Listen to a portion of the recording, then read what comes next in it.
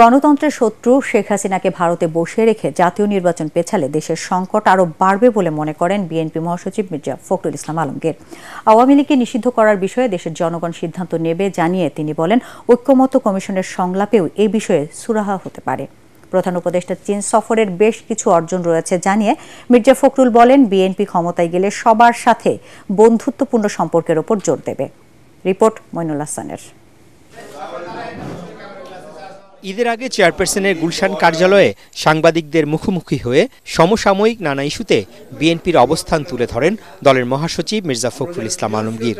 নির্বাচন নিয়ে অনিশ্চয়তা দেশের জন্য কেন মঙ্গলজনক হবে না, আবারও সেই যুক্তি তুলে ধরেন তিনি। একদিকে আপনার ভারতবর্ষে আওয়ামী লীগের অবস্থান, হাসিনার অবস্থান, এখন পর্যন্ত ভারতবর্ষের একটা কোল্ড শোল্ডার, এই জিনিসগুলো আপনার আমাদের জন্য খুব ভালো একটা ভবিষ্যৎ তৈরি করছে না।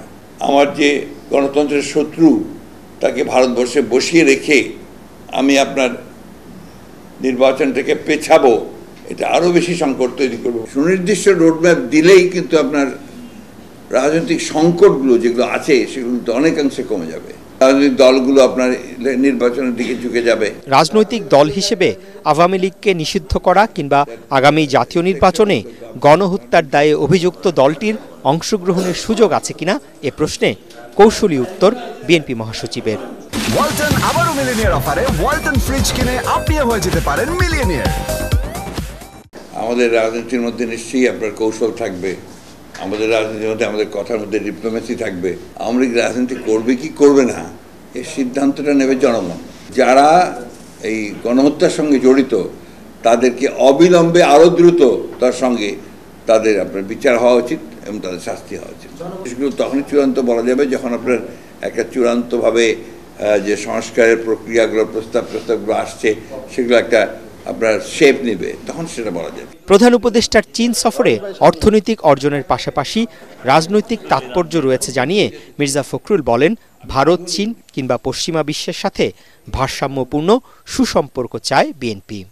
আমরা রাষ্ট্র চালিয়েছি অতীতে, আমরা আবার রাষ্ট্র চালাবো বলে আশা করি। আমাদেরকে সবসময় আপনার বাস্তব অবস্থাটা চিন্তা করতে হয়। একদিকে যেমন ধরেন মার্কিনীদের সঙ্গে, যুক্তরাষ্ট্রের সঙ্গে আমাদের ভালো সম্পর্ক রাখতে হয়, অন্যদিকে আমরা চীনের সঙ্গে ভালো সম্পর্ক রাখতে চাই।